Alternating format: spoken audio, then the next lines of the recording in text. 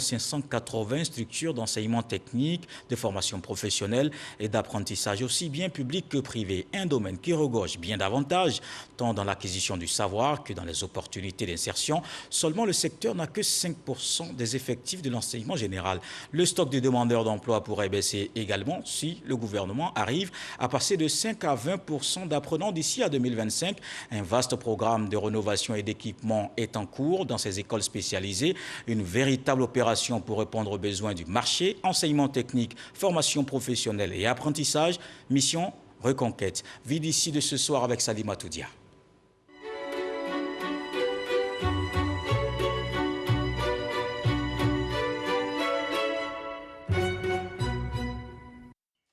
C'est une routine pour Francesca.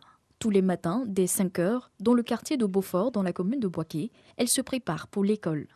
Soutenue par son père, elle a opté pour la finance, comptabilité et gestion au Centre de bureautique, de communication et de gestion, CBCG de Boaké. L'enseignement technique a été son choix après l'obtention d'un bac D. J'ai choisi le CBCG parce qu'il y a beaucoup de débouchés, notamment dans d'autres universités. Lorsqu'on a le BTS, on peut continuer à avoir des bourses dans d'autres pays, la France, aux États-Unis. Un choix qu'a également opéré Yeboah, entré par voie de concours au CBCG. Il combine ses cours en gestion commerciale dans le centre et ceux de master en droit des affaires à l'université Alassane Ouattara de Boaké. Quand on parle de formation technique, on a une ouverture sur le marché de l'emploi. Donc, c'est dire que toutes les formations au sein du CBCG nous permettent en quelque sorte d'appréhender le volet professionnel. Son modèle d'inspiration, l'homme d'affaires Stanislas Cézé. Et pour y arriver, il mise sur l'excellence prônée dans son établissement. L'année dernière, l'effectif tournait autour de 923 apprenants. Cette année, nous sommes à cette période à plus de 1000. Aujourd'hui réhabilités, la formation, la discipline et l'environnement sain ont fini par séduire les élèves et étudiants de la région du Béké. Ce n'est pas juste de dire que quand un élève vient à l'enseignement technique, la formation professionnelle, c'est parce qu'il a échoué de l'autre côté. Non, ce n'est pas vrai. Au niveau des techniciens, ceux-là même qui par la main, par leur dextérité, doivent construire le pays, on n'en forme pas beaucoup et on vise à former beaucoup d'ingénieurs. Si vous prenez la pyramide des emplois en entreprise, là, en haut, c'est une seule personne, c'est le DG.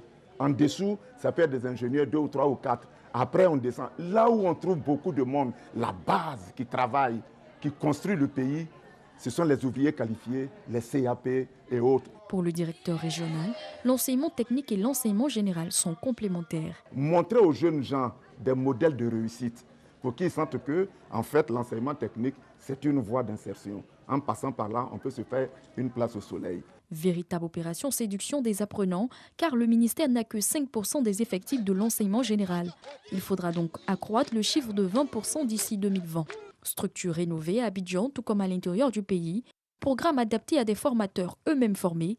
L'affaire est en marche. En termes de statistiques, on nous parle d'une population qui va de 4 à 6 millions de personnes qui sont en quête d'insertion professionnelle. Le rôle du ministère dans ce cadre-là, c'est d'apporter une formation qualifiante de courte durée à visée d'insertion professionnelle. Repenser, révaloriser l'enseignement technique, c'est la mission de celui qui a aussi façonné les écoles d'excellence comme l'INPHB de Yamoussoukro. Nous l'avons rencontré à son bureau pour comprendre la politique du gouvernement. La stratégie de conquête du ministre Kofi Nguessan est bien tracée. Primo, les apprenants issus de son secteur d'enseignement doivent pouvoir trouver du travail et donc ne plus alimenter le stock des personnes en quête d'emploi. Nous aurons à avoir un programme de formation de formateurs, à mettre les enseignants en confiance. Et puis, cela ne peut pas se faire sans les partenaires. Nous sommes en train de rechercher pour tous les lycées professionnels et lycées techniques des partenaires nationaux et des partenaires internationaux. Qu'est-ce que ça dit? Un jeune qui va rentrer dans notre dispositif et qui va avoir un diplôme, quelle mobilité pourrons-nous lui proposer? S'il a un CAP, est-ce qu'il a le secteur privé qui va l'employer? Mais est-ce que s'il est bon et qu'il veut continuer sa formation à l'étranger, est-ce que nous avons une structure partenaire qui va l'accepter? Secondo, l'école de la deuxième chance viendra former les jeunes diplômés, déscolarisés et non scolarisés au métier. Je crois que c'est comment transformer certains diplômés sans emploi en entrepreneurs de haut niveau. Je crois qu'ici aussi, il va y avoir des cours d'entrepreneuriat. Comment constituer son entreprise, comment créer. Donc ici, dans ce secteur, on aura besoin de créativité, d'innovation pour que les jeunes puissent être attirés. Mais je pense que si nous réussissons ici, on va sortir pas mal de jeunes de l'oisiveté et donner plus d'espérance comme le souhaite le président de la République. Élever le taux d'employabilité reste le dénominateur commun de cette stratégie de conquête, avec des offres à proposer à des jeunes nantis de compétences et le goût d'entreprendre. L'espoir est permis.